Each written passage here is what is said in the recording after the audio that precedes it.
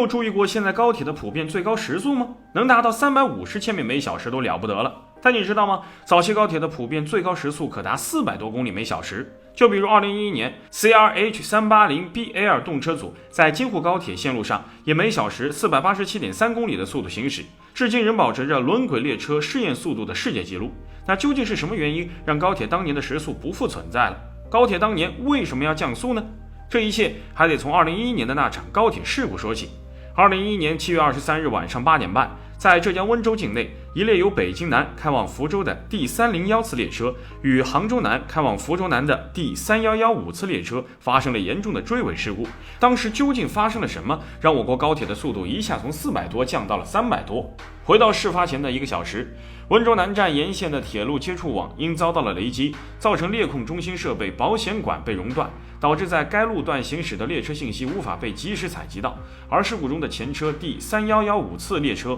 在当时刚好就行驶在这段无法被采集到信息的闭塞路段上。此时后车第301次列车也在渐渐逼近，可由于前车信息没有被及时采集，所以后车第301次列车根本不知道它在前方不远处还有一辆列车，而当发现时已经为时已晚，根本没有时间避让和刹车。最终后车第301次列车狠狠地撞向了前车第3115次列车，事故导致后车第301次列车的第1至4节车厢以及后车第3115次列车的第15、16节车厢脱轨，最终造成了40人死亡、200多人受伤的悲剧。看到这儿，你可能会疑惑，这起事故跟高铁降速有什么关系呢？关系大了，它直接促使了中国高铁实施了降速措施，而最核心的原因就是出于对安全的考量。高速行驶时的列车由于惯性的增大，遇到事故时的反应时间较短，导致事故风险上升，而降速可以很大程度的减少安全隐患。就比如2011年的这起温州动车事故后，安全标准就开启了全面收紧，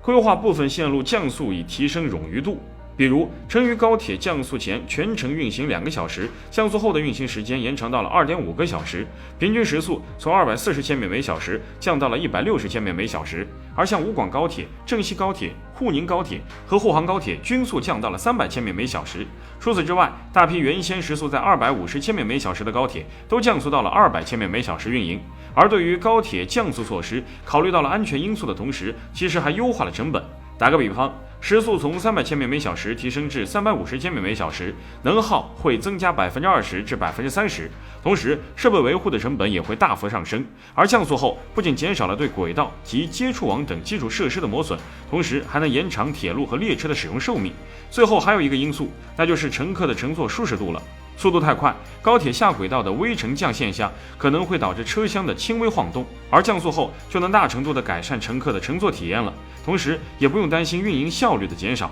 速度降低了，加开班次不就行了？通过调整发车频次来弥补速度降低对运力的影响。